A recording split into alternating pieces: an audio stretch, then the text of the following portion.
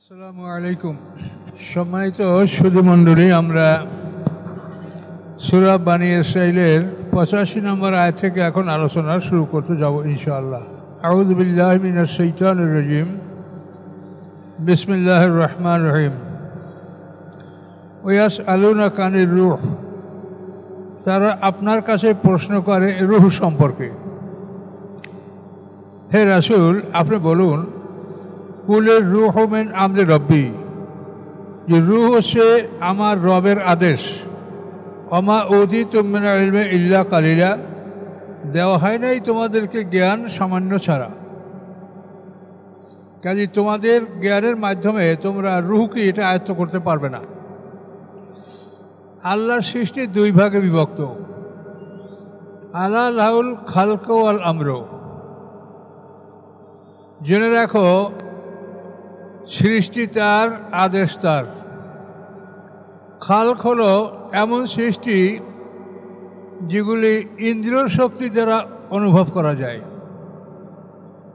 আর ইন্দ্রিয় শক্তি দ্বারা যেগুলি অনুভব করা যায় না, আয়ত্ত করা যায় না, সেই ধরনের আদেশকে রূহ বলা হয়। তো এজন্য এই বিষয়টা জটিল।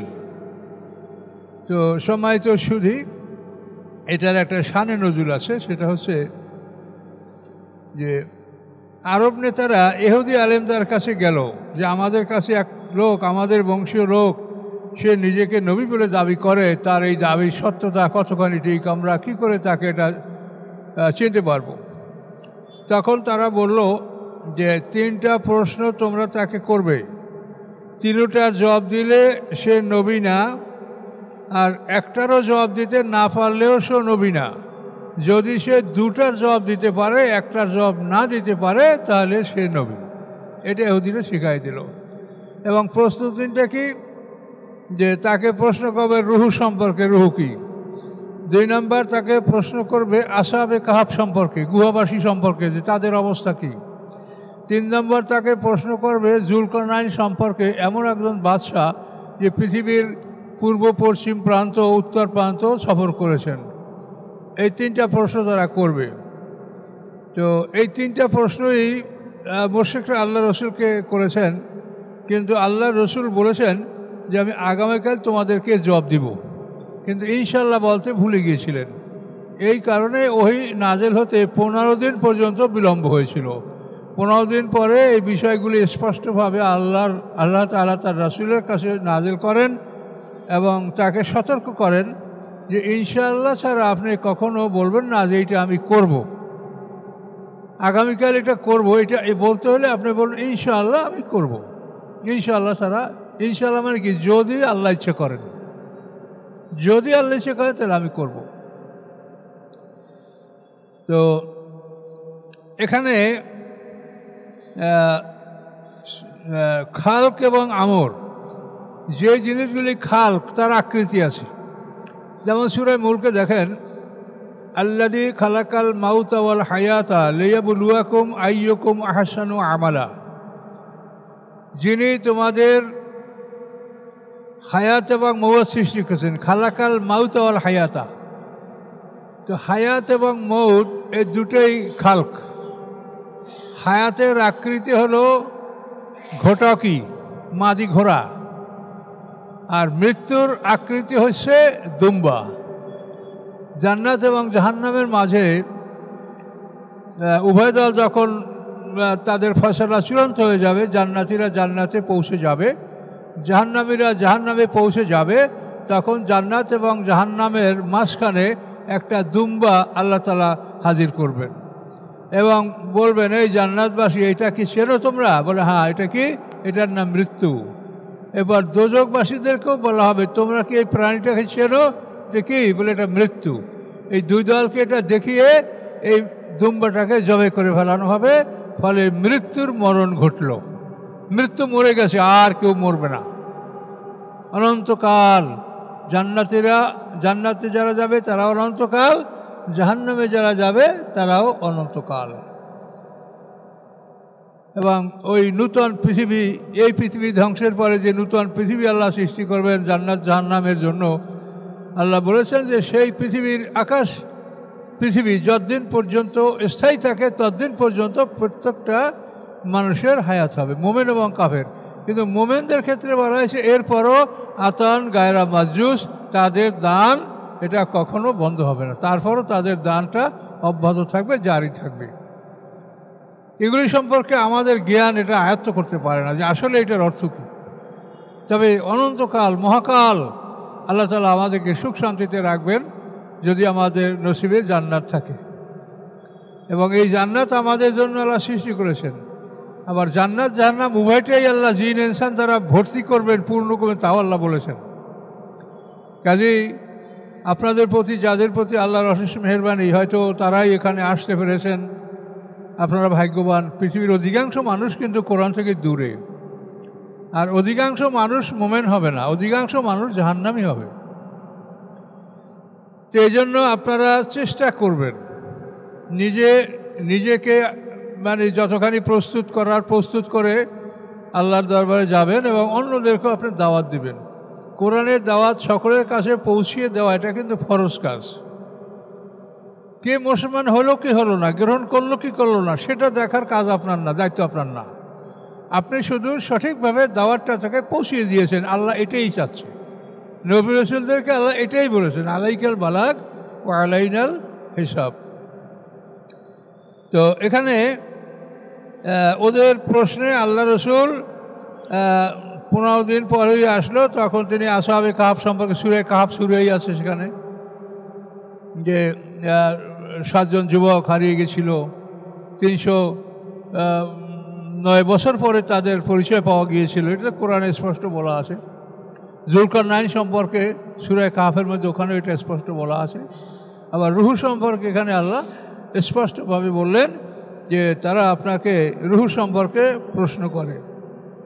প্রত্যেকটা প্রাণী বেঁচে থাকার জন্য যে একটা শক্তি, যে একটা যে ভাইটাল ফোর্স, একটা যে স্পিরিট, এটা হলো রূহ। একটা মানুষ মাতৃগর্ভে 340-120 দিন পরে আল্লাহ তাআলা সেখানে রূহটা পাঠান, প্রাণ পাঠান। কোথা থেকে আসে, কিভাবে আসে, এটা আল্লাহ ছাড়া কেউ বলতে পারে না।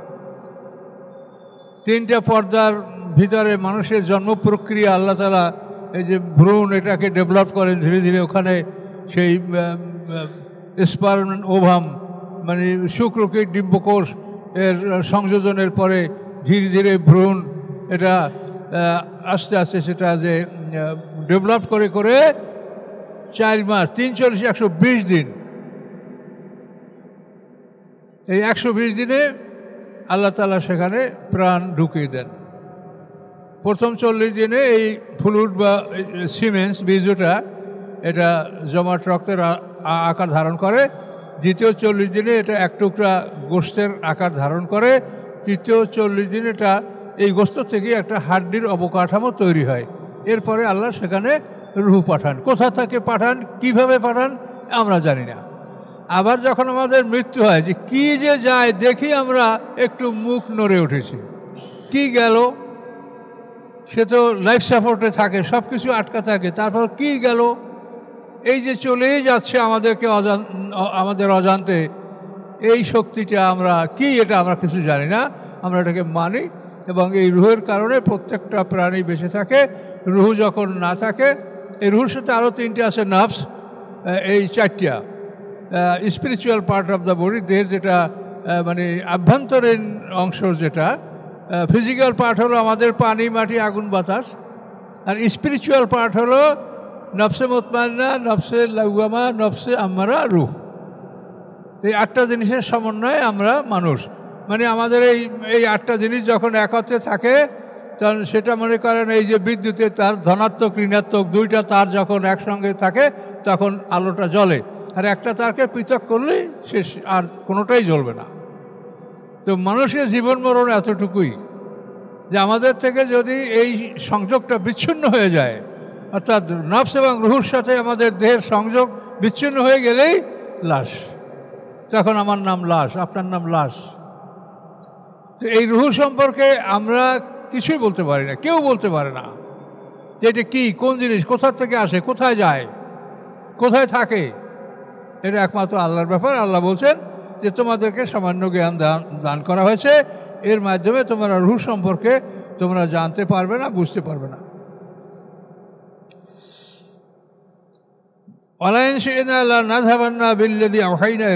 আল্লাহ তাআলা আল্লাহ রসুলকে একটু কড়া সুরে বলেছেন যে আমি ইচ্ছা করলে আপনার প্রতি আমি যে ওহী করেছি তা আমি তুলে নিতে পারি। আপনার অন্তরে যে ওহীটা আমি ঢেলে দিয়েছি, আপনার অন্তরে এটা এনগ্রেভড হয়ে গেছে, মানে পাথর খোদার মতো আপনার হৃদয়ে বসে গেছে, আপনি ভুলছেন না। আল্লাহ বলেন আমি ইচ্ছা করলে এটা আপনার থেকে আমি তুলে নিতে পারি। সুম্মা লা তাজিদু লাকা আলাইনা লা তাজিদু লাকা বিহি আলাইনা ওয়াকিলা, যদি আমি এই কাজ করি তাহলে আপনি আমার মোকাবেলায় কোনো অভিভাবক পাবেন না যে এটার প্রতিকার কেউ করবে, এমন কাউকে আপনি পৃথিবীতে খুঁজে পাবেন না। তখন আল্লাহ বলেন যে ইল্লা রহমাতাম মির রব্বিক, যে আপনার রবের রহমত, আপনার রবের দয়া আপনার উপরে, এই দয়ার কারণেই আপনাকে এই নিয়ামত আল্লাহ দান করেছেন। ইন্না ফাদলাহু কানা আলাইকা কাবীরা, নিশ্চয়ই আল্লাহর অনুগ্রহ আপনার উপরে অতি বড়, সবচেয়ে বড়, যে আপনার প্রতি আল্লাহ অনুগ্রহ করেছেন।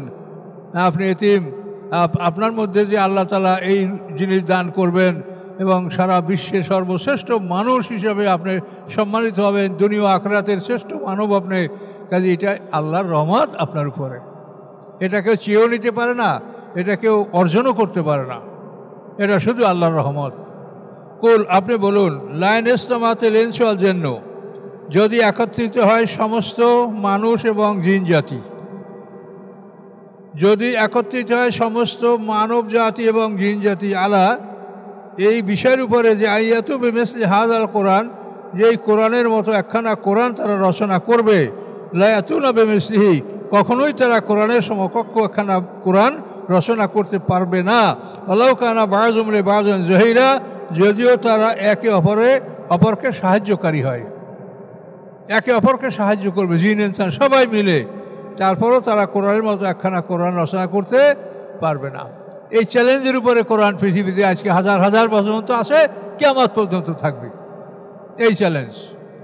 যদি তোমরা মনে করো যে এই কোরআন মুহাম্মদ সাল্লাল্লাহু আলাইহি ওয়াসাল্লাম রচনা করেছে, তো মুহাম্মদ সাল্লাল্লাহু আলাইহি ওয়াসাল্লাম তো একা, আর তোমরা সারা পৃথিবীর মানুষ, সারা পৃথিবীর জিন, সবাই মিলে তোমরা করে দেখো। যদি না পারো তাহলে জাহান্নামের আগুন থেকে সতর্ক হও। পারবে না, পারো নাই, পারবে না। সূরা বাকারায় বলছে ফাইলাম তাফালু ওয়ালান তাফালু, পারো নাই, পারবেও না। প্রথম বলছে পুরা কোরআন, তারপর হচ্ছে ফাতুবি আশারে সুয়ারে মিসলি, কোরআনের সূরাগুলির মতো 10টা সূরা আনো, পারলে না। যদি তা না পারো তো ফাতুবে সূরাতে মিসলি, একটা ছোট্ট সূরার অনুরূপ একটা সূরা রচনা করে দেখাও। পারলেও না, পারবেও না। তাহলে কি করো, ফাত্তাকুন নার আল্লাতী ওয়াকুদুহা আন-নাস ওয়াল হিজারা, ওই আগুনকে ভয় করো যে আগুনের জ্বালানি মানুষ এবং পাথর, পাথর এবং মানুষ দ্বারা সেই আগুনকে প্রজ্বলিত রাখা হবে। তাহলে কোরআনের চ্যালেঞ্জ, এটা বুঝতে পারছেন যে কোরআন কিভাবে বিশ্বে চ্যালেঞ্জ করে দাঁড়িয়ে আছে। পৃথিবীর কোনো মানুষ এর মোকাবেলা করতে আসে না, সবাই ভয় করে। কাফের বলেন, মুশরিক বলেন, যার মধ্যে অন্তত মানুষ নামের জ্ঞান বুদ্ধি আছে, এমন কোনো লোক কোরআনের বিপক্ষে দাঁড়ায় না, ভয় করে একে।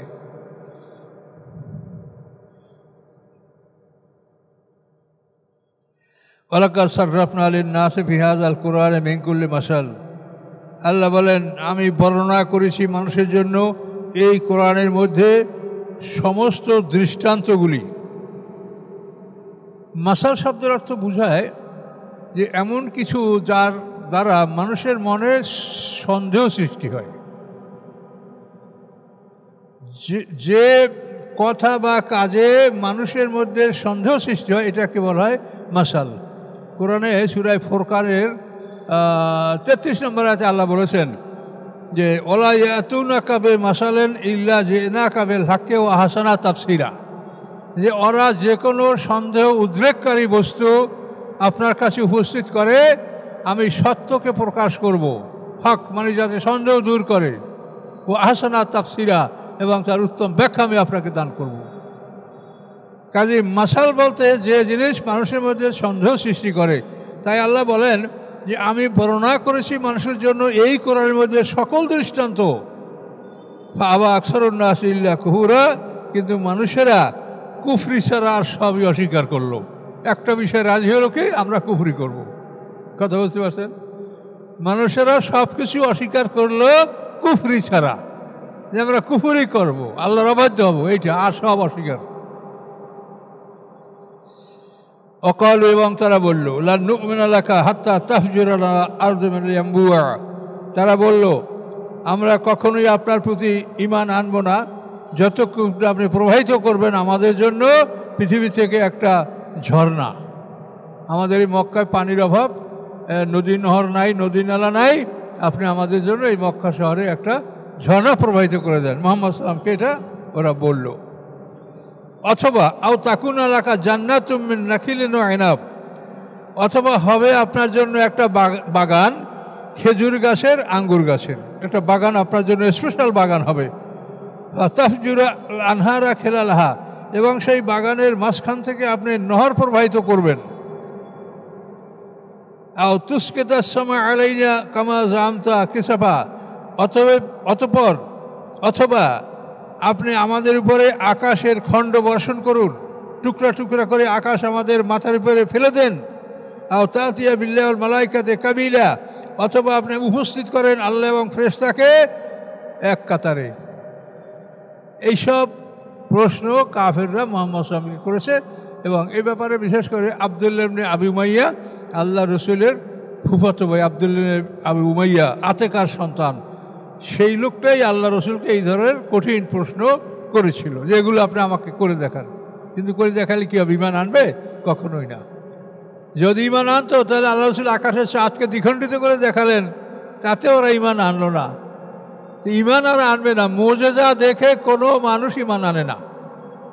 ঈমান আনলে তাদের জ্ঞানের সদ্ব্যবহারের মাধ্যমেই ঈমান আনতে পারে। মুজিজা ঈমান আনে না।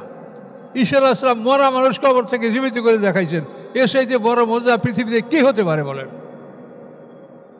জন্মান্ধ, এই জন্মান্ধর চোখে হাত বুলালে সে চক্ষু লাভ করত, কুষ্ঠরোগ ভালো হতো। ঈসা আলাইহিস সালামকে আল্লাহ যে ক্ষমতা দান করেছিলেন, এর চাইতে মুজিজা পৃথিবীতে কিছু থাকতে পারে না। কিন্তু ইহুদিরা শেষ পর্যন্ত তাকে হত্যা করার জন্য ষড়যন্ত্র করলো, আল্লাহ তাকে আসমানে তুলে নিলেন। কাজে মুজিজা দ্বারা কোনো মানুষের হেদায়েত আসে না। হেদায়েতের জন্য এই কোরআনই যথেষ্ট, কোরআনের জ্ঞান যথেষ্ট। হেদায়েত আসলে এখান থেকেই আসবে, আর যদি না আসে তো মুজিজায় আসবে না। আও ইয়াকুনা লাকা বাইতুম মিন যুখরফিন, অথবা আপনার জন্য হবে একটা স্বর্ণের ঘর, স্বর্ণের নির্মিত ঘর। আও তারকা ফিস সামা, অথবা আপনি আকাশে আরোহণ করবেন। ওয়ালা নুমিনা লিরুকিয়াকা, আর আপনার আরোহণ সম্পর্কে আমরা বিশ্বাস করব না হাত্তা তুনাজ্জিলা আলাইনা কিতাবান, যতক্ষণ না আপনি আমাদের উপর একটা কিতাব নাজিল করবেন। আপনার আকাশে আরোহণ করে আমাদের কাছে কিতাব নাজিল করবেন, ওনারা সবাই নবী হবে। আচ্ছা বলছেন নাকরাউহু, সেই কিতাবটা আমরা পড়ে দেখব। আপনি আকাশে উঠে আমাদের উপরে কিতাব নাজিল, মানে একটা অন্তত চিঠি আমাদেরকে দেবেন, আমরা পড়ে দেখব যে আপনি রসুল কিনা, আপনার পক্ষে এটা সাক্ষী দেওয়া আছে কিনা। এইসব প্রশ্নের উপরে আল্লাহ রসুল কি বললেন? কুল, আপনি বলুন সুবহানা রব্বি, পবিত্রতা আমার রবের, হাল কুনতু ইল্লা বাশারার রাসূলা, আমি মানব রসুল ছাড়া আর কিছু নই। আমি মানব রসুল, আমি আর কিছু নই। কাজে বিশ্বাস হলে তোমরা বিশ্বাস করো, আর বিশ্বাস না করলে আল্লাহর কাছে যাও, পালাতে পারবে না, কেউ পালাতে পারবে না। মৃত্যুর সাথে সাথে আমাদের নফস রুহু এই ফেরেশতারা হয়তো ইল্লেনে অথবা সিজ্জিনে এই কারাগারে আবদ্ধ করে রাখবে। কঠিন প্রহরী, মানে অত্যন্ত মানে স্ট্রং হোল্ড, মানে সাংঘাতিক সুরক্ষিত জায়গায় আমাদেরকে রাখা হবে, কেউ হারিয়ে যাবে না, পালিয়ে যেতে পারবে না। আমা মানান নাসা আন ইউমিনু ইয জাআহুমুল হুদা, মানুষকে অন্য কিছুই নিষেধ করে নাই তাদের কাছে হেদায়েত আসার পরে যে তারা হেদায়েত গ্রহণ করলো না, এটা কোনো কিছুই তাদেরকে বারণ করে নাই। বরং কিসে বারণ করেছে? ইল্লান কলু, বরং তারা বলেছে বাসাল্লাহু বাশারার রাসূলা, আল্লাহ তাআলা কি মানুষের মধ্যে রসুল পাঠিয়েছেন? রসুল হবে ফেরেশতা, রসুল হবে জিন, নূরের তৈরি। কথা বলতে পারছেন? আমি কিন্তু এটা আপনাদেরকে ব্যাখ্যা দিয়েছি যে ফেরেশতারা নূরের তৈরি এর মানেই তারা মানুষের সম্মানিত না। নূরের তৈরি হওয়ার কারণ হলো তারা হলো আমাদের বডিগার্ড, যেটা স্পষ্ট কোরআনে আছে, আলাইকুম লাহাফিজিনা কিরামান কাতিবিনা ইয়ালামুনা মা তাফআলুন। প্রত্যেকটা মানুষের উপরে বডিগার্ড, আল্লাহর পক্ষ থেকে পাহারা ফেরেশতা, তাদের নাম হলো কিরামান কাতিবিন, সম্মানিত লেখক দল। তারা লেখেও আর আমাদেরকে ডান বাম সামনে পিছন থেকে পাহারাও দেয়। আল্লাহ যে পরিমাণ আদেশ দেয় সেই পরিমাণ পাহারা দেয়। অনেকের পাহারায় দেখে যে ত্রুটি, যে ফেরেশতায় পাহারা দেয়, আমার ক্ষতি হলো কেমনে, কিন্তু এই ইয়াহফাজুনাহু মিন আমরিল্লাহ কথাটা বলা আছে যে তারা মানুষকে সুরক্ষা দেয় আল্লাহর আদেশ ক্রমে। আল্লাহ যে পরিমাণ সুরক্ষা দেওয়ার জন্য আল্লাহ ফেরেশতাকে বলেছেন, আপনি সেই পরিমাণ সুরক্ষা পাবেন। আপনি এটা মনে করলে চলবে না যে ফেরেশতা তো সবই পারে, তো আমার এইটা হলো কেন, এটা তো ফেরেশতারা সুরক্ষা দিল না কেন। কিন্তু ওখানে বলা আছে কি ইয়াহফাজুনাহু মিন আমরিল্লাহ। এই ফেরেশতারা নূরের তৈরি, তার কারণ হলো যে তারা হচ্ছে আমাদের বডিগার্ড। আমাদের শত্রু হলো জিন জাতি, যারা আগুনের তৈরি। এখন আমরা তো আগুনের তৈরি জিন জাতিকে দেখি না। জান্নাত শব্দ অর্থ অন্ধকার, আর আনাসা শব্দ অর্থ দেখতে পাওয়া। এর থেকে ইনসান আমাদেরকে দেখতে পাওয়া যায়, আর ওরা অন্ধকার, ওদেরকে দেখা যায় না, জান্নাত। তো এখন যেই জাতি আগুনের তৈরি তারা হলো আমাদের শত্রু। তো তাদের মোকাবেলা করার জন্য যদি আরও শক্তিশালী পাহারাদার না হয় তাহলে পাহারা দিতে পারবে? কাজে এই জন্য আল্লাহ নূরের তৈরি ফেরেশতা বানিয়েছেন, ওই আমাদের পাহারাদার, ওই শয়তানকে তাড়াবার জন্য, শয়তান থেকে আমাদেরকে সুরক্ষা দেওয়ার জন্য। কি কথা বুঝতে পারছেন? তো ওরা হচ্ছে আগুনের তৈরি আর ফেরেশতা হচ্ছে নূরের তৈরি। অর্থাৎ আগুনের চাইতে, মানে পেট্রোলের চাইতে অক্টেন যেরকম শক্তিশালী, ওরকম আগুনের চাইতে নূর শক্তিশালী। এই জন্য ফেরেশতাদেরকে আল্লাহ নূর দ্বারা তৈরি করছেন। আর একদল মানে নির্বোধ মানুষ তারা বলে যে মুহাম্মদ সাল্লাল্লাহু নূরের তৈরি। নাউজুবিল্লাহ। নূরের তৈরি হইলে কি সে সম্মানিত হয়? নূরের তৈরি ফেরেশতা তো তোমার পাহারাদার। তুমি তো জানো না নিজের মর্যাদা। যে নিজেকে চেনে না সে কিছুই চেনে না। নো দাই সেলফ, নিজেকে চেনার চেষ্টা করেন, তাহলেই অনেক কিছু জ্ঞান আপনি লাভ করতে পারবেন।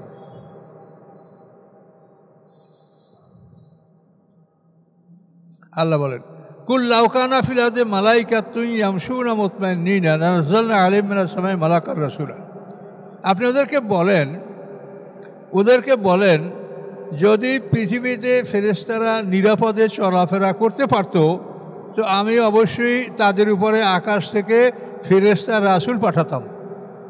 ফেরেশতাদের জন্য এই পৃথিবীতে নিরাপদ চলাচল জায়গা নাই। ঢাকা বিমানবন্দর আমাদের, সেখানে কি F-16 বিমান উঠতে পারবে?